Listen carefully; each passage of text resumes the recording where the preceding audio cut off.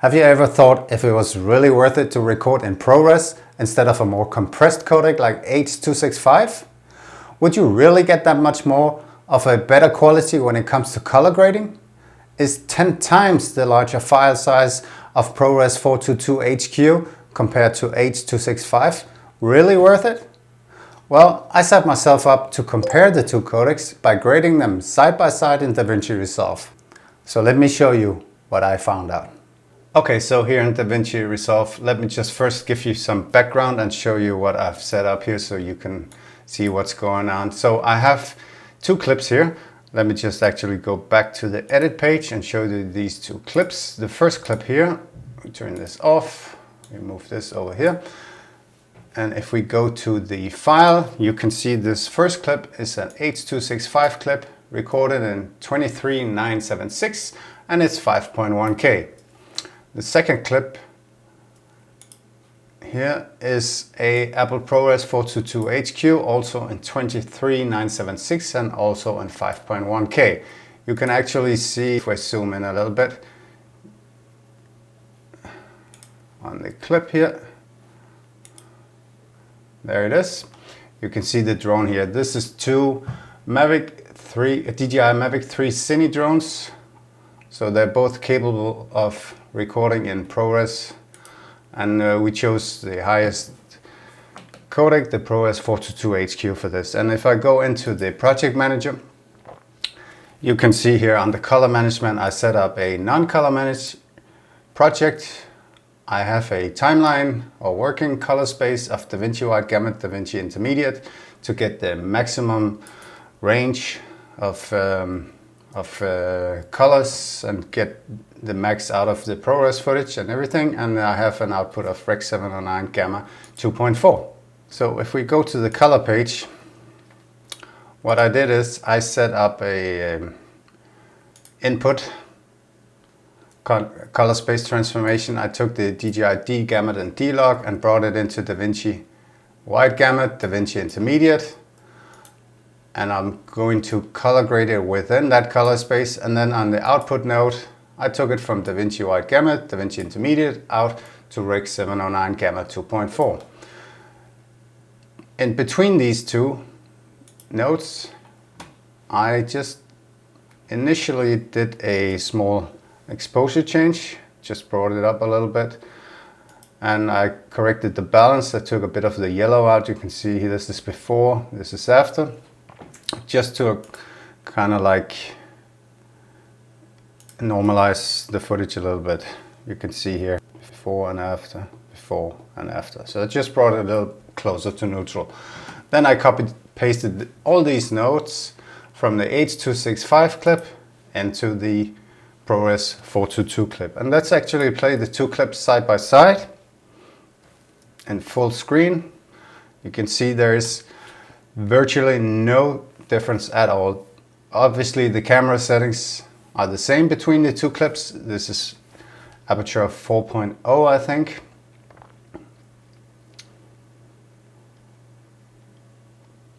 So you have your H.265 on the left and the ProRes 422 HQ on the right.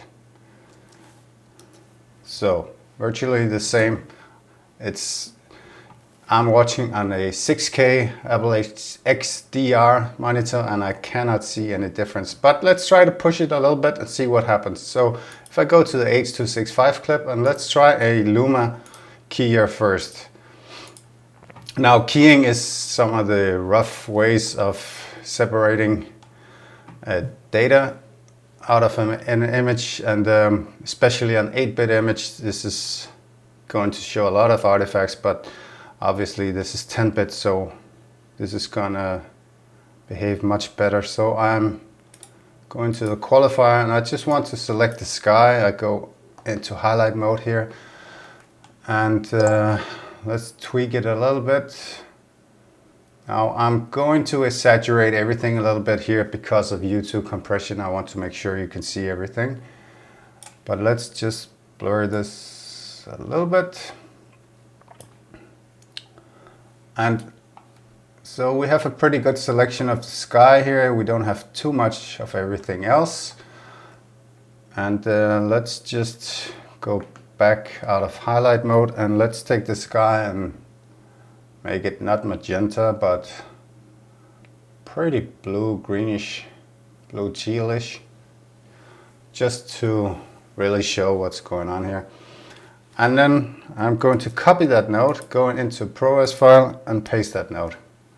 And if I zoom in a lot here on the H.265 file, let's use these two trees here as reference point between the two. I'm going to go to highlight mode, and you can see, well, you have obviously what you would expect, some blurry edges, and you have some holes here in the selections where I didn't pick up everything. But if you go to the ProRes file, you see the exact same thing, same blurriness, same edges, same lack of detail.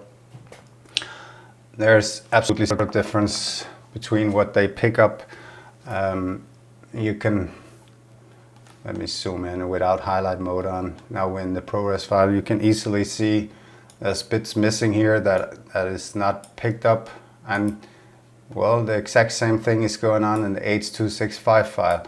There's absolutely no difference between the two. So just doing this simple comparison doesn't show any difference at all between the two. So let's disable that node. Let's try a qualifier with the green. So I'm going to the H.265 file this time, and let's highlight and select parts of the green here, and let's try to focus a little bit less on the road here in the middle. Something like this. Just blur it a little bit. Now this is obviously a very rough selection, but I just want to compare a selection in ProRes to a selection on the H.265 file. So going out of highlight mode, let's say I want to brighten this up a little bit, add a lot of saturation, obviously overdoing it quite a lot just for your reference. Go into the H.265 file and paste the exact same. And let's play this. This is the H.265 file, and if you look at the chatter here in the trees and on the road here, you can see a lot of chatter, obviously, because of this selection. And then if we go to the H.265 file, let me just make sure we are. Play that in full screen and compare that to the chatter here. It's actually even worse than the ProRes file. Maybe that's just because it requires a better qualification, but there's absolutely no doubt that you can get the same kind of qualification from an H.265 file as you can from a ProRes file.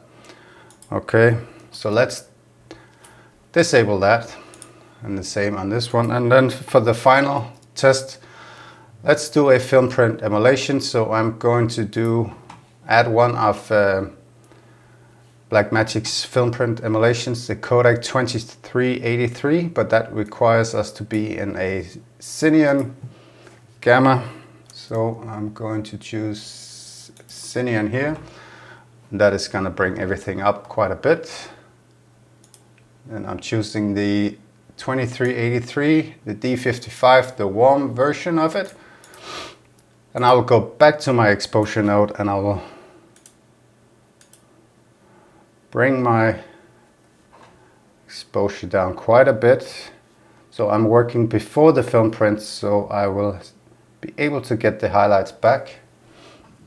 This is just a quick and dirty exposure compensation. So I will copy that node, do the same in the ProRes file, and I will copy the Cine node, and I will copy the film print emulation like that, and you will have the same result again. I'll play the two side by side in full screen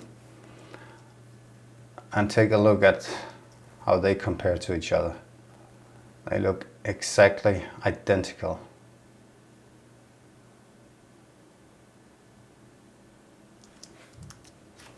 So this was just a quick and dirty comparison of an H.265 and a ProRes 422 HQ file, but the conclusion must be that if you have well exposed footage, if you have good lighting, and if you don't have fast movement in your footage, then the ProRes file, even though it's 9 or 10 times larger, is not gonna give you a much better starting point. And under those specific conditions, I would just go for the H.265 file, save a lot of storage space, and just do your regular color correcting and balancing, and you'll be fine.